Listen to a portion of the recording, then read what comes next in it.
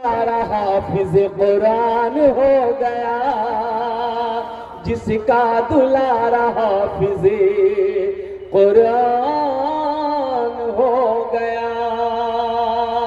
वो माँ बाप बड़े खुश नसीब हैं। तो ठोकर लगी, वो आदमी गिरा तो नीचे देखा कि कोई शय है, कोई शय है। तो उठाया, उठाकर देखा तो देखा कि खोपड़ी है। आदमी के खोपड़ी जाने जाने तो खोपड़ी को उलट पलट कर देखा तो उसमें कुछ लिखा हुआ था। पढ़ा लिखा आदमी था, पढ़ा, खोपड़ी में लिखा हुआ था कुछ हुआ है कुछ बाकी है। अब ये घबराया कि बाकी क्या है इसका। अरे मरने वाला मर गया, ना जाने कई साल हो गए होंगे, इसका जिस्म मिट्टी में मिल गया होगा, अब इसका बाकी क्या है चेक करना होगा। बाकी क्या, रुमाल में लपेटा घर लेकर गया, तिजोरी खोला, तिजोरी में रख दिया। सुबह शाम 2 टाइम अलमारी खोलता था, देखता था अभी तो कुछ हुआ कि नहीं हुआ। खोला, देखा, बोले नहीं हुआ, फिर रख दिया। जब 4-5 दिन हो गया, इसकी बीवी को शक हो गया कि अलमारी में ये रखा क्या है। चुपके से ताला खोलता है, कुछ देखता है, फिर चाबी ताला मार के चाबी अपने पॉकेट में रखता है। हमको चेक करना होगा रखा क्या है। खाना खा के सोया, बीवी चाबी निकाल के रख दी। सो के उठा, कपड़ा पहना और चला गया मटियारी। बीवी सोची बड़ा अच्छा मौका है, अलमारी खोली, देखा रुमाल में कुछ लिपटा है, रुमाल खोली तो देख के हक्का बक्का रह गई। वो खोपड़ी ओई जादू सीखे जी। बीवी बोली कि जादू सीखे जे, हमको भगाने के लिए जादू सीख रहा है, इसको पते नहीं इसका जादू को हम क्या कर देंगे। बीवी ली, खोपड़ी को उखली में डाली, दे समान, दे चोट इतनी चोट मारी कि खोपड़ी का भूसा बना दिया, तालाब में फेंक दिया। ये बेचारे मटियारी से आए, रात में चाबी खोजने लगे। बीवी बोली कि चाबी लीजिए, गिर गई थी। अलमारी खोला, ना रुमाल है ना खोपड़ी है। तो पीछे से बीवी बोलती की चाबी ले खोपड़ी। जादू सीख रहे थे।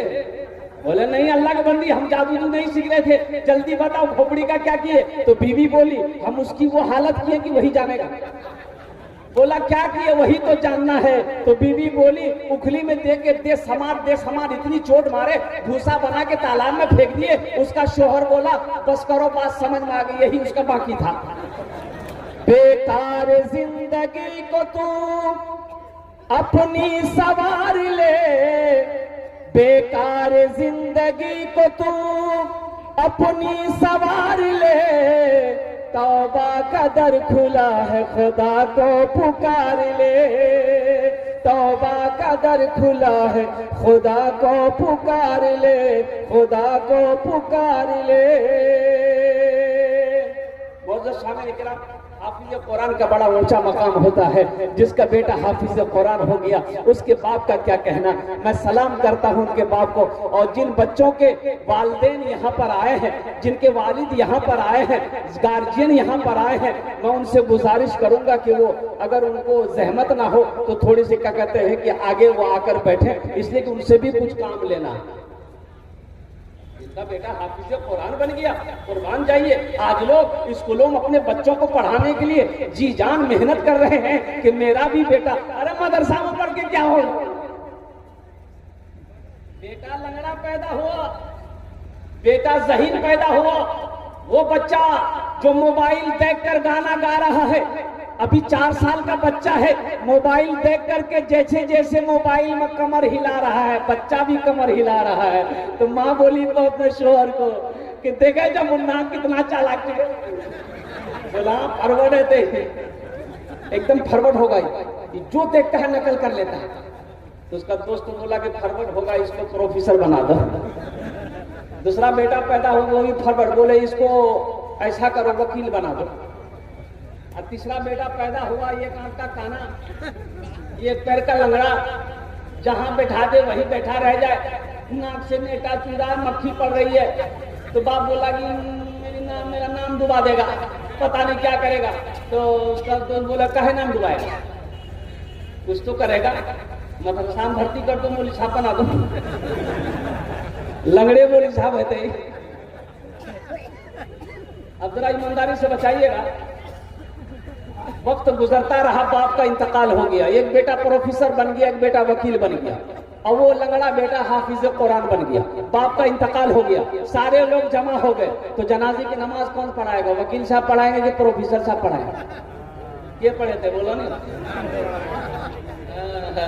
वकील साहब से किसी ने कहा कि वकील साहब जनाजा पढ़ाइए। नो नो नो नो, लगता है नो। 5,000 रुपया 10,000 रुपया महीना देकर बाप इंग्लिश मीडियम स्कूल में पढ़ाया है, अब बाप मरा है, जनाजा नहीं पढ़ाएगा? बोला ये मेरा काम नहीं। तो चलिए वकील साहब आप पढ़िए, बहुत अंग्रेजी झाड़ते हैं आप। बोले नहीं हम लोग काम नहीं जगह।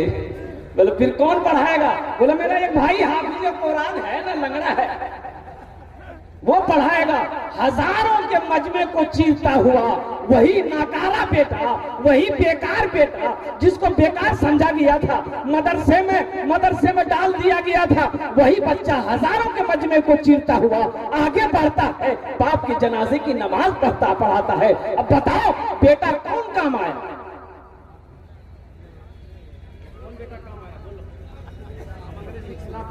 अल्हम्दुलिल्लाह हमारा बच्चा इंजीनियर भी बने, डॉक्टर भी बने, प्रोफेसर भी बने, मास्टर भी बने। अल्हम्दुलिल्लाह मेरी दुआ है हमारी कौम को मास्टर की भी जरूरत है, प्रोफेसर की भी जरूरत है, वकील की भी जरूरत है, इंजीनियर की भी जरूरत है, डॉक्टर की भी जरूरत है, साइंसदान की भी जरूरत है। लेकिन साथ ही साथ दुनियावी पढ़ाई के चलते कुरान को ना पढ़ना, दीन की पढ़ाई को नजरअंदाज कर देना, ये सबसे बड़ी बेवकूफी और जाहिलियत। जिसने अपने बच्चे को दुनियावी तालीम दे दिया, एमए से एमए करा दिया, सारी दुनिया की डिग्रियां दिलवा दी, अगर वो अपने बच्चे को कुरान नहीं पढ़ाया तो कुछ नहीं पढ़ा। अगर उसने अपने बच्चे को कुरान नहीं पढ़ाया तो कुछ नहीं पढ़ाया। अगर उसने अपने बच्चे को कुरान नहीं पढ़ाया तो कुछ नहीं पढ़ाया। अफसोस का मकाम है मेरे नौजवानों, मेरे बुजुर्गों, अल्लाह अकबर कबीरा। ऐसी किताब कहाँ मिलेगी? ना ऐसी किताब बनी आएगी, ना ऐसी किताब शुरू कयामत तक आ सकती है। इस किताब की क्या खूबी मैं आपको बताऊं कि जिस किताब को छू लो छूने का सवाब मिल जाए, जिस किताब को देख लो देखने का सवाब मिल जाए, जिस किताब को सुनो तो सुनने का सवाब मिल जाए, और जिस किताब को पढ़ो तो फिर सोने पे सुहागा है। फिर क्या कहना है? एक हर्फ पे 10 नेकी मिलेगी। एक हर्फ पढ़ेंगे कितनी नेकियां मिलेगी? बोलिए 10 नेकी मिलेगी। अलिफ लाम मीम क्या हर्फ हुए? बोलो कितने हर्फ हुए? 30 नेकियां मिल गई। अलिफ लाम मीम 30 नेकियां मिल गई। और कुर्बान जाओ, खाने काबा को देखना सवाब है, माँ बाप के चेहरे को देखना सवाब है, आलिमों के चेहरे को देखना सवाब है, उसी तरीके से अल्लाह के कुरान को देखना भी सवाब है। सुभान अल्लाह बोले तो माशाअल्लाह। अल्लाह के कुरान को देखना भी सवाब है। ऐ नौजवानों ये पैगाम लेकर जाओ, पहले तो कोशिश करो, अल्लाह तौफीक दे तो कोशिश करो, कुरान पढ़ने की कोशिश करो। उम्र की कोई कैद नहीं है। वो सहाबाए कराम, वो असहाबे सुफ़ा का चबूतरा, इमामुल अंबिया पढ़ाने वाले और पढ़ने वाले हजरत अबू बकर सिद्दीक थे, हजरत उमर फारूक थे, हजरत उस्मान गनी थे, हजरत अली थे, हजरत तलहा थे, हजरत जुबैर थे, हजरत साद थे। पढ़ाने वाले इमामुल अंबिया थे और जिनकी उम्र की कोई कैद नहीं है। पढ़ने वाले सहाबाए कराम थे जिनकी उम्र की कोई कैद नहीं थी। पढ़ा रहे हैं अल्लाह के नबी और सहाबाए कराम पढ़ रहे हैं। इसलिए कुरान पढ़ने की कोई उम्र नहीं है। ऐसा नहीं कि अब 60 साल की उम्र हो गई अब हम कुरान नहीं पढ़ पाएंगे, इंशाअल्लाह। आपकी लगन अगर अच्छी है, मेहनत अगर आप करेंगे, शौक अगर आपके दिल में है, मोहब्बत, कुरान की मोहब्बत अगर आपके दिलों के अंदर में है, तो इंशाअल्लाह आप मदरसा फैजुल उलूम में, शमसुल उलूम में, ज्यादा नहीं हम कहते 3 से 6 महीना मेहनत कीजिए। आप 10 मिनट रोजाना निकालिए, सिर्फ 10 मिनट निकालिए। कारी साहब को, मुफ्ती साहब को, इमाम साहब को बोलिए हजरत 10 मिनट हमको रोजाना दे दीजिए आप। इंशाअल्लाह 3 से 6 महीने ले लगेंगे। तुम हमसे मोहब्बत करो, अगर हम तुम्हारे सीने पे ना उतर जाए तो फिर मुझे क्या है? मैंने 75 साल के 2 बूढ़ों को कुरान पढ़ाया, अल्हम्दुलिल्लाह। सुभान अल्लाह बोले तो माशाअल्लाह। 75 साल की उम्र हो गई, हाथ सही से काम नहीं करता था। ऐसी उम्र में अल्हम्दुलिल्लाह 6 महीने लगे, अल्लाह ने कुरान पढ़ना सिखा दिया। कुरान पढ़ो। अगर कोशिश करने के बावजूद नहीं पढ़ पाते तो कम से कम जुमे की नमाज, और जुमे की नमाज तो सब पढ़ते हैं, नमाज खाली जुमे का है। अरे जुमे का है, अरे बोलो ना भाई, कै वक्त की नमाज है? 50 वक्त की 5। ओ एक आदमी को पता चला कि अब कौमी जश्न दस्तार फजीलत का जलसा है और नशा मुहिम का भी एक जलसा है। इस जलसे का नाम नशा सबके बच्चों को बचाओ, जहेज से बचाओ। लेकिन अफसोस का मकाम है, जलसा तो पूरी रात सुनेंगे, तमाम उलमा की बातों को सुनेंगे,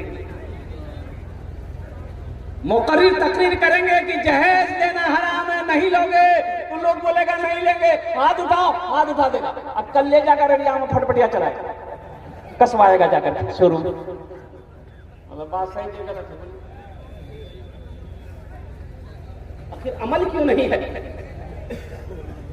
ये जहेज क्या है? सूद खाना क्या है? अरे बोलिए बोलिए बोलिए। सूद खाना, सुअर का गोश्त खाना,